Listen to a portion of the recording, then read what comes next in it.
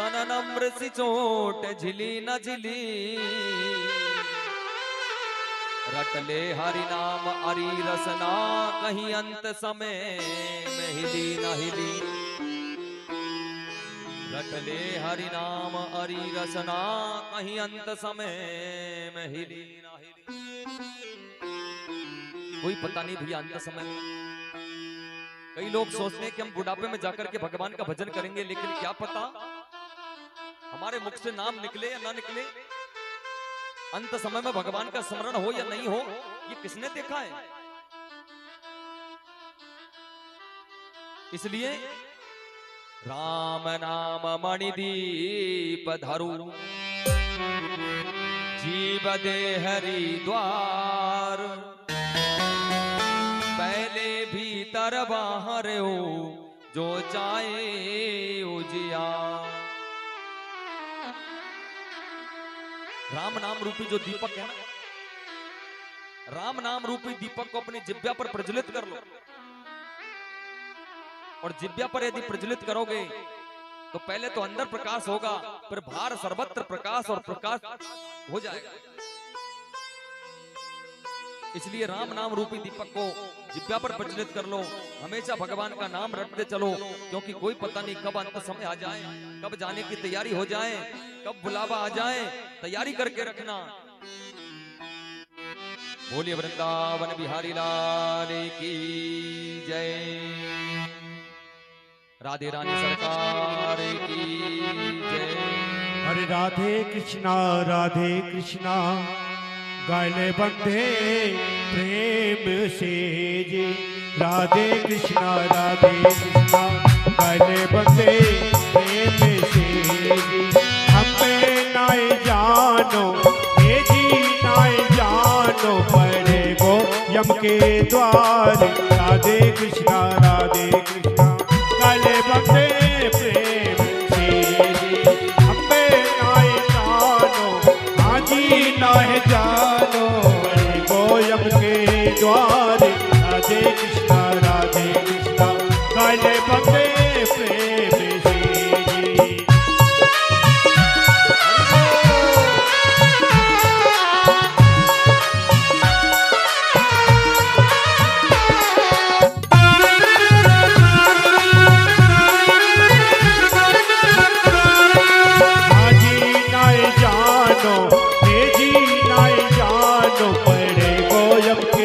द्वार राधे कृष्णा गायले बंधे प्रेम से।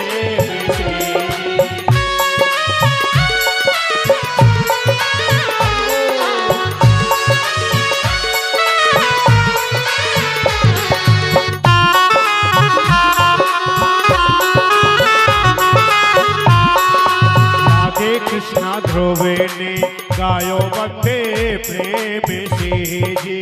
राधे कृष्ण ध्रुवे जी ने गायो बंदे। ताली बजा के सभी गाइए। हाँ राधे कृष्णा ध्रुव ने गायो बंदे प्रेम से जी। राधे कृष्णा ध्रुवे जी ने गायो बंदे प्रेम से जी। हे जीवान तर दियो, बेवान तर दियो सब परिवार। राधे कृष्णा गाले बंदे प्रेम से जी।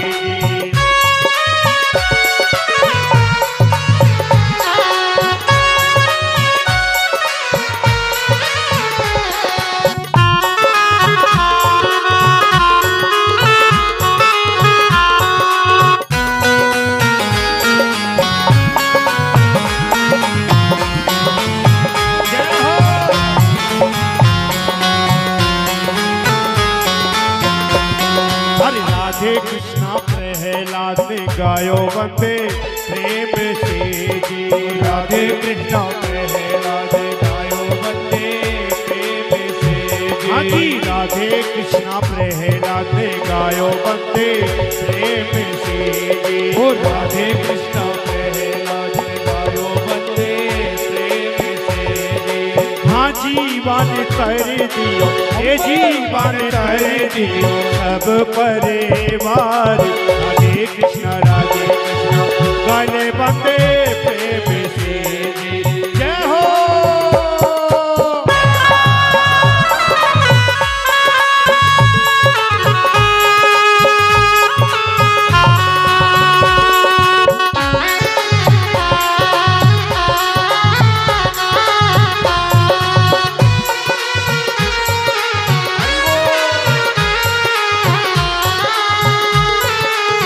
राधे कृष्णा भगतों ने गायो बंदे प्रेम से जी। राधे कृष्णा ताली बजा के गाइए गायो बंदे प्रेम से हे राधे कृष्णा भगतों ने गायो बंदे प्रेम से जी। राधे कृष्णा भगतों ने गायो बंदे प्रेम से ये जी ये तो है गए मैं ये तो है गए हाँ जी ये तो है गए अब से पारे राधे कृष्णा गले बंदे प्रेम से राधे कृष्णा गले बंदे प्रेम से हाँ जी नाय जानो ये जी नाय जानो बड़े गोयम के वारी राधे गले बंदे प्रेम से हरि गले बंदे प्रेम से हरि गले बंदे प्रेम से ये जी गले बंदे प्रेम से। वन बिहारी लाल की जय हो राधे रानी सरकार की जय हो जय जय श्री राधे श्याम। क्षण में लगा रहता है ना, वो अंत समय में अचेत होकर के मृत्यु को प्राप्त हो जाता है। इस अवसर पर उसको लेने के लिए भयंकर यम के दूत आते हैं। यमदूत उसे यातना गृह में डाल करके ले जाते हैं। जिस प्रकार से सिपाही चोर को ले जाते हैं ना, उसी प्रकार से दो यम के दूत इस जीवात्मा को ले जाते हैं। यमदूत उसके गले में फांसी का फंदा डाल करके ले जाते हैं। यमदूतों की गुड़कियों के द्वारा उसका शरीर, उसका हृदय फटने लगता है, शरीर कांपने लगता है और मार्ग में उसे कुत्ते नोचने लगते हैं। उस समय वह अपने पापों को याद कर करके बहुत व्याकुल हो उठता है। भूख प्यास उसको बेचैन कर देती है मैया। उसे कहीं भी विश्राम करने का स्थान नहीं मिलता। तपती हुई बालू मिट्टी में उसको चलाया जाता है। जब उससे चला नहीं जाता तो पीछे से यम के दूत कोड़े बरसाते हैं। विवश होकर के उसको चलना ही पड़ता है मैया। वहां उसे बार बार मूर्छा आती है और मूर्छा खुलने पर अत्यंत एवं क्रूर मार्ग से ले जा करके उसको यातना गृह में ले जा करके डाल देते हैं। शीघ्र ही उसको यमपुरी में ले जा करके डाल देते हैं। श्रीमद् भागवत में ऐसा लिखा है, यमपुरी का मार्ग 99,000 योजन इतनी दूरी पर है। इतने लंबे मार्ग को मात्र 2-3 मुहूर्त में ही पूरा करना पड़ता है। वहां पर जाकर के उसके शरीर को जलती हुई लकड़ियों पर जलाया जाता है। धधकती हुई लकड़ियों पर डाल करके जलाया जाता है। यमदूत उसको भूख लगने पर स्वयं का ये मांस काट करके खिला देते हैं। और यमपुरी के कुत्तों एवं गिद्धों के द्वारा जीते जी उसकी आत्मा को खींच लिया जाता है। अब आप सोच रहे होंगे कि ये सारी यातना शरीर को कैसे मिलती है। शरीर तो यहीं पड़ा रह जाता है। हमारा जो पंच महाभौतिक शरीर है ना, ये शरीर तो हमारा यहीं पड़ा रह जाता है। इसके पश्चात इसको दूसरा शरीर मिलता है जिसको कहते हैं सूक्ष्म शरीर। जो सूक्ष्म शरीर मिलता है उसको ये सारी यातना झेलनी पड़ती है जो मैं आपको बता रहा हूं। और मैया, जो पुरुष पाप से जब पूरी यातना हो जाती है, सब तरीके से उसकी कर्म पूरे हो जाते हैं, तो उसको जैसा कर्म करता है उसी प्रकार के वहां पर नरक बने हुए हैं। जो पुरुष पाप से दूसरे की कमाई से अपने परिवार का भरण पोषण करता है, वह अंधता नामक नरक में जाता है। अंधता नामक नरक जो है ना, ये बहुत ही अंधेरा है। वहां पर बड़े बड़े गड्ढे बने हुए हैं, दिखाई नहीं देता, बार बार गड्ढों में गिरता है। और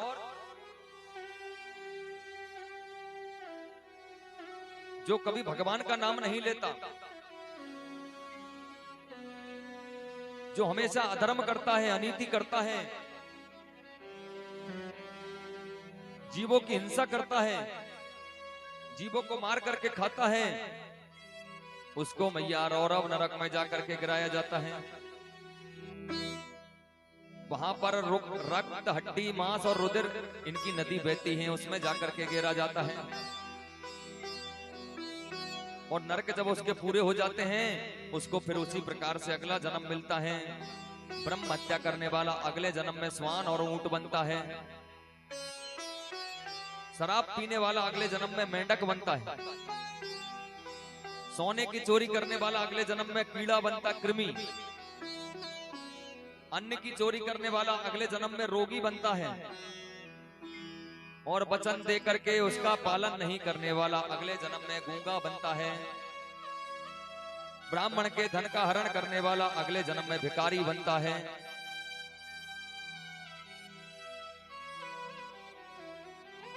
और कथा में, सत्संग में जो बात करती है माताएं, कई बात करती है, वो जू बनती है, जू।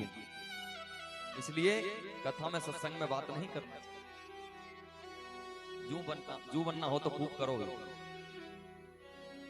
अकेले में जो छुप करके खाता है, एकांत में बैठ करके जो खाता है, उसके लिए तो यही बहुत सारे लोग बने। जितने भी हॉस्पिटल है ना, ये सब उन्हीं के लिए बने हैं। इसलिए जो जैसे कर्म करता है मैया, उसको उसी प्रकार से नरकों में गिराया जाता है। लेकिन ध्यान देना सज्जनों, आप लोग वहां पर ऐसा मत सोचना, क्योंकि जो श्रीमद् भागवत की कथा सुनता है, जो भगवान की कथा में आकर के बैठता है, वो भगवान के धाम, परम धाम को चला जाता है, वैकुंठ को जाता है। कथा सुनने वालों को नरक में नहीं जाना पड़ता। नरक में तो वो व्यक्ति जाता है जो भगवान के मंदिर नहीं जाता, कथा नहीं सुनता, सत्संग में नहीं जाता, जो सारा जीवन अधर्म करता है, अनीति करता है, अत्याचार करता है, जो पापी होता है ना, उसको नरक में गिराया जाता है। आप सब लोग तो भगवान की कथा सुन रहे हैं, इसलिए कथा सुनने वालों के लिए तो भगवान ने अलग से लोक बना रखा, वैकुंठ लोक। 84 लाख प्रकार की योनियां होती है। कौन कौन सी? स्थावरम विंशतिर्लक्ष जलजम नवलक्षकम। 10 लाख प्रकार के पक्षी, 11 लाख प्रकार के कीड़े मकोड़े, 4 लाख प्रकार के बानर और 4 लाख जलीय पौधे, सवाल आदि। इस प्रकार से ये 84 लाख योनियां होती हैं। जैसे व्यक्ति कर्म करता है, उसको उसी में जन्म मिल जाता है। और सबसे अंत में व्यक्ति को मनुष्य शरीर प्राप्त होता है। हम सब भाग्यशाली हैं कि हमको भगवान ने मनुष्य शरीर दिया।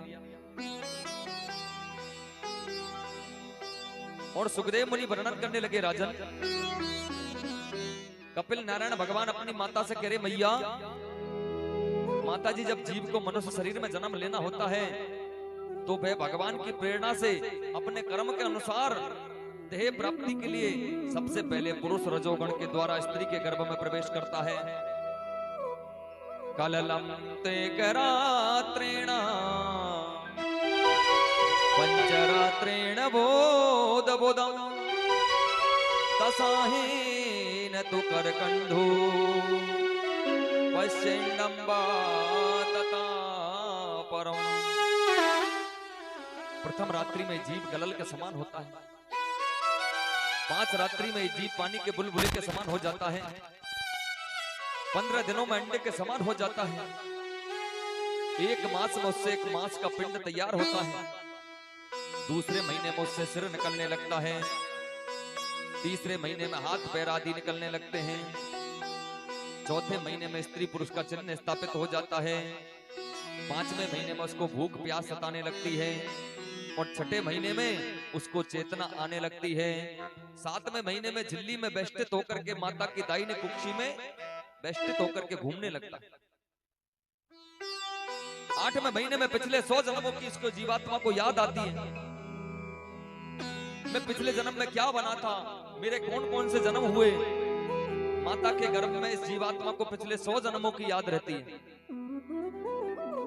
और भगवान से यही प्रार्थना करता है, हे परमात्मा, तूने मुझे इतने नरकों से बाहर निकाल दिया, एक बार और कृपा कर दे कि तू मुझे इस नरक से और बाहर निकाल दे। मैं तेरा दिन रात भजन करूंगा, मैं तेरी दिन रात सेवा करूंगा, एक बार बाहर निकाल दे मुझे।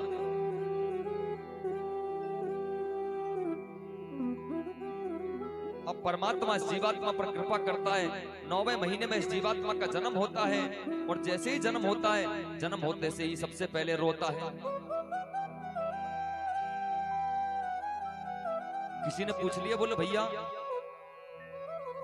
अंदर इतने कष्ट पा रहा था, ना खड़ा हुआ जा रहा था, ना बैठा जा रहा था, ना कुछ खाया जा रहा था, ना कुछ पिया जा रहा था, इतनी परेशानी में था, तो फिर तो उसको खिलखिला करके हंसना चाहिए, लेकिन वो रोया क्यों? बालक का जन्म होते से रोता क्यों है?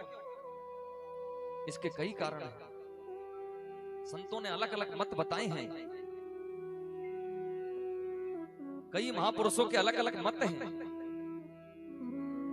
बालक को चलना सिखाया जाता है, बोलना सिखाया जाता है, हंसना सिखाया जाता है,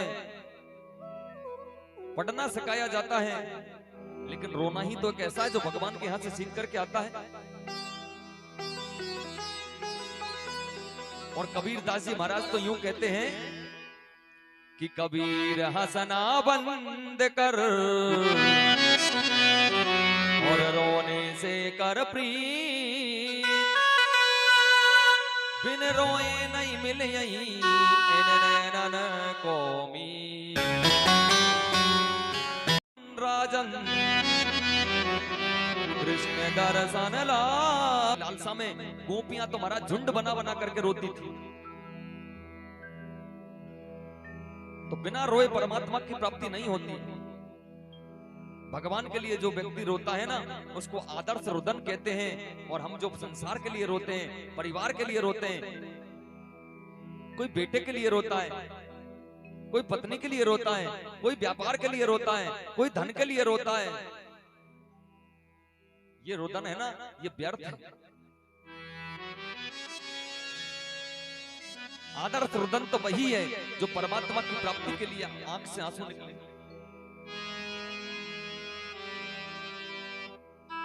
जीवन की इस यात्रा में कभी भी भगवान की कथा श्रवण करते समय, भगवान की कथा पढ़ते समय, भगवान को दर्शन करते समय यदि आंख से एक भी आंसू निकल गया ना, तो समझ लेना जन्म जन्मांतरों की आत्मा में जो कचरा भरा है ना, वो आंसुओं के माध्यम से बाहर निकल जाएगा। हम जो रोते हैं ये रुदन व्यर्थ है, और परमात्मा के लिए रोया गया रुदन जो है वो आदर्श रुदन है।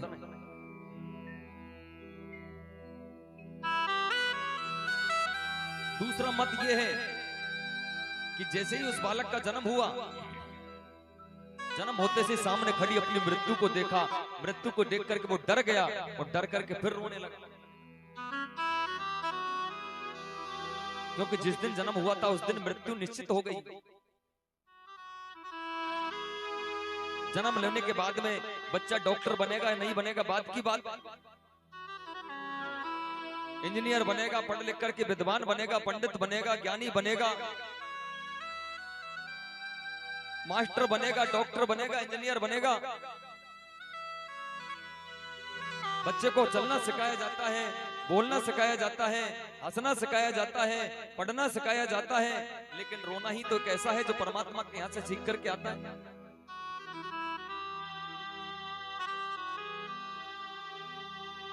बड़े ध्यान से समझना, एक राजा था,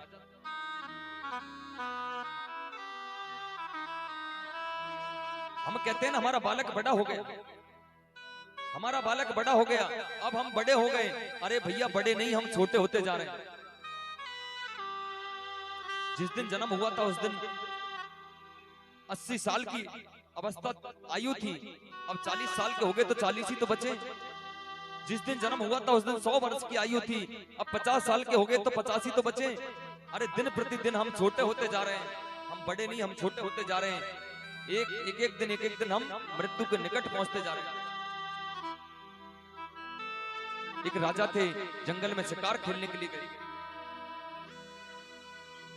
जब वापस नगर में लौटने लगे तो सामने से देखा कि जंगल में आग लगी हुई।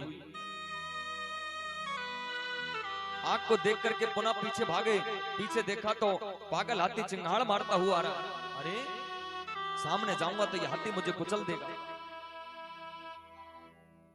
दाहिनी तरफ दौड़ने लगे तो देखा एक बहुत बड़ी खाई है, इधर यदि जाऊंगा तो खाई में गिर जाऊंगा। बाईं तरफ दौड़ने लगे तो देखा एक बहुत बड़ा एक सूखा कुआं था, उसमें बट वृक्ष की जड़ लटक रही थी। मन में विचार किया कि इन जड़ों को पकड़ करके कुएं में लटक जाता हूं। जब ये हाथी निकल जाएगा तो मैं इसी मार्ग से मेरे नगर को लौट जाऊंगा। वो बट वृक्ष की जड़ को पकड़ करके कुएं में लटक गया। नीचे झांक करके देखा तो उस कुएं में भयंकर एक अजगर मुंह फाड़े हुए बैठा है। यदि हाथ छूट गया तो नीचे काल के गाल में इसको काले और सफेद चूहे मिलकर के काट रहे हैं। अब तो राजा चारों तरफ से मृत्यु के चक्र में घिर गया। बाहर जंगल में अग्नि लगी हुई है, पीछे चिंगाड़ मारता हुआ हाथी आ रहा, पागल हाथी। दाहिने तरफ खाई है, बाएं तरफ यदि कुएं में उतरा तो नीचे अजगर बैठा हुआ है, ऊपर काले और सफेद चूहे मिलकर के इस डाल को भी काट रहे हैं। अब क्या करूं, कहां जाऊं? राजा ने थोड़ी देर के लिए देखा तो उस डाल के पास में एक मधुमक्खी का छत्ता लटक रहा था, उसमें से एक एक बूंद रस की टपक रही थी। एक बूंद रस की राजा की जुबान पर टपकी, राजा को बड़ा स्वाद आया। दोबारा मुंह खोला, फिर से रस की बूंद गिरी, फिर स्वाद आया। फिर से मुंह खोला, फिर से रस की बूंद गिरी और स्वाद आया। अब तो वो रस के स्वाद में इतना लीन हो गया वो राजा, उसको यही पता नहीं कि बाहर पागल हाथी खड़ा है, नीचे अजगर मुंह फाड़े बैठा है। जिस डाल को मैंने पकड़ रखा उसको काले और सफेद चूहे मिलकर के काट रहे हैं। सब कुछ भूल गया रस में, और देखते ही देखते काले और सफेद चूहे ने मिलकर के उस डाली को काट दिया और राजा सीधा जाकर के काल के गाल में जाकर के समा गया, अजगर के मुख में जाकर के समा गया। सुखदेव मुनि राजा परीक्षित से कह रहे, हे राजन, वो राजा सीधा जाकर के काल के गाल में समा गया। अब ध्यान देना सज्जनों, वो राजा कोई और नहीं, वो राजा हम ही हैं। आप भी वही राजा हो, हम सब वही राजा हैं। कैसे? काले और सफेद चूहे क्या है? काले और सफेद चूहे दिन और रात मिलकर के काट रहे हैं। मधुमक्खी का छत्ता क्या है? मधुमक्खी का छत्ता है परिवार, और उसमें से जो रस टपक रहा है वो क्या है? वो बेटे नाती पोते हैं। उन बेटे नाती पोते परिवार में व्यक्ति इतना लीन हो जाता है, इतना डूब जाता है, उसको ये नहीं पता रहता कि मैं माता के गर्भ में भगवान से प्रार्थना करके आया था कि तू एक बार मुझे इस नरक से बाहर निकाल दे। मैं दिन रात तेरा भजन करूंगा, मैं दिन रात तेरी कथा सुनूंगा, 24 घंटे तेरे नाम की माला फेरूंगा, तू एक बार मुझे इस गर्भ से बाहर निकाल दे। ये प्रार्थना को भी वो भूल गया। जब वो बच्चा और बड़ा होता है, उसको पढ़ाई का दुख सहन करना पड़ता है। जब वो और युवा हो जाता है, उसके पश्चात में यौवन रूपी आंधी में उड़ करके ग्रस्त रूपी कुएं में जाकर के गिर जाता है। तुलसीदास जी ने यहाँ पर सुंदर व्याख्या की है कि फूले फूले हम फिरे, होत हमारो ब्याह, और तुलसी गाय बजाए के तो दियो काठ में पांव। ब्याह होने के बाद तो एक ही बात याद रहती है, रोटी कपड़ा और मकान। इनके अलावा उसको कुछ याद नहीं रहता। बस परिवार का भरण पोषण करना है, मकान बनाना है, बेटे बेटियों का ब्याह करना है, बेटे के लिए सुंदर सी दुल्हन लानी है, बस इसी में सारा जीवन निकल जाता है। रोटी कपड़ा मकान, रोटी कपड़ा मकान, इसी में पूरा जीवन निकल जाता है।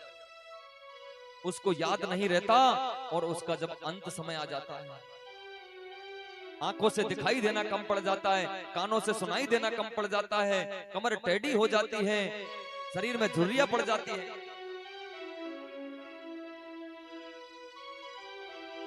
बोलिए भागवत महापुराण की जय हो।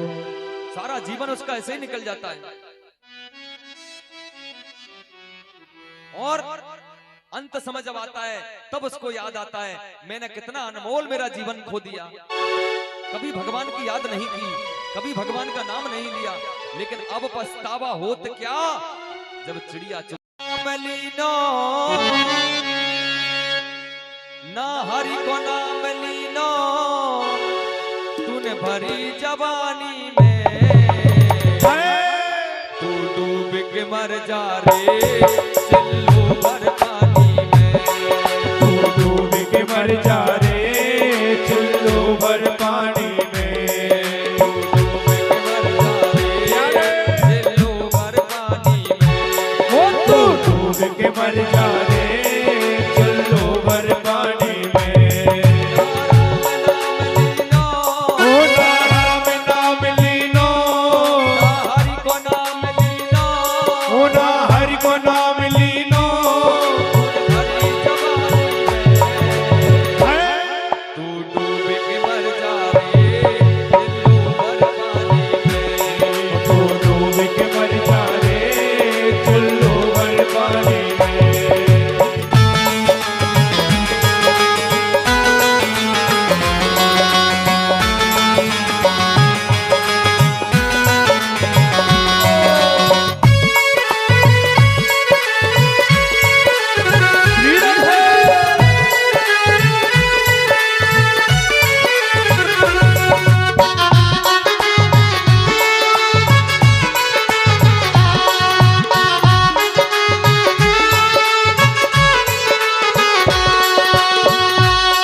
कालायो माटी में ओ कालायो आटी में, मिल जाएगा माटी में, ओ मिल जाए गो माटी में, एक दिन तेरी काया बस जाएगी माटी में, ओ एक दिन तेरी काया बस जाएगी काठी में। एक दिन तेरी काया प्यारे। बस जाएगी माटी ओ में, एक दिन तेरी काया बस जाएगी काठी में।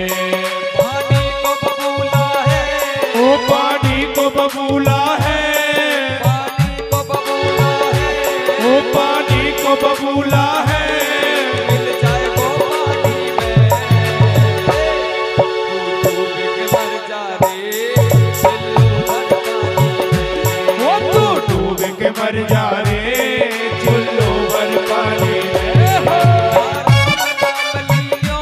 ओ ना राम नाम लीनो,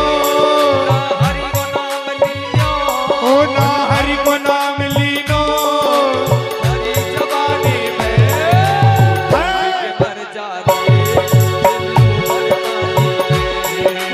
डूब के मर जा रे चिल्लू भर पानी में।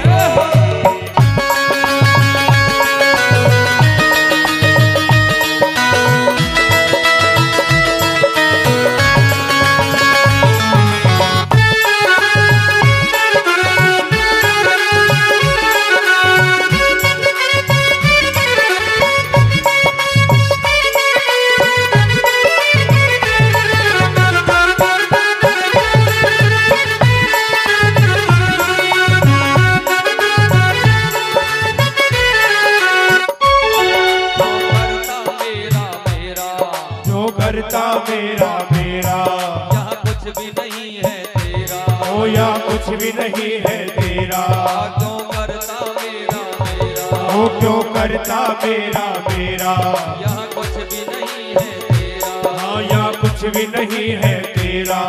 एक दिन होगा भैया तेरा मरघट में डेरा, वो एक दिन होगा भैया तेरा मरघट में डेरा, कुछ कमा के ले जा रे, ओ कुछ कमा के ले जा रे, कुछ कमा के ले जा रे, ओ कुछ कमा के ले जा रे, जिंदगानी में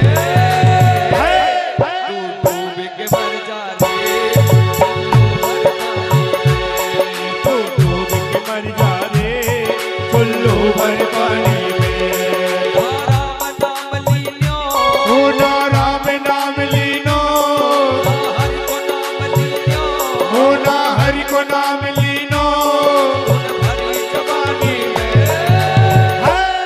तू डूब के मर जा रे चिल्लू भर पानी में, वो तू डूब के मर जा रे चिल्लू भर पानी में।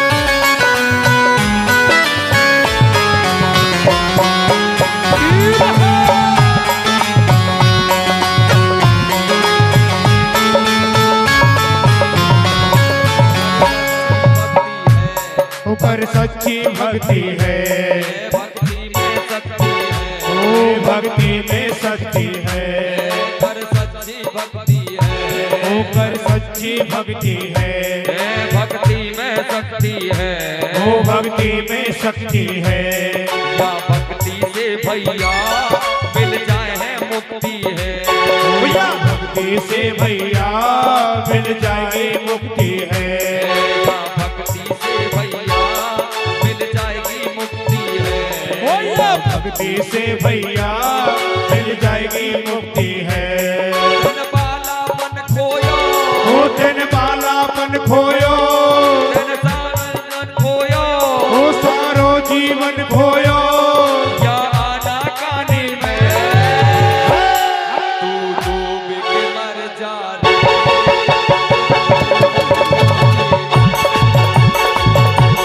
मर जा रे दिलो वर मारे, ओ नारा में नाम लीनो, हरि को नाम लियो, ओ ना हरि को नाम लीनो, हरि गवारे में डूब के मर जा रे,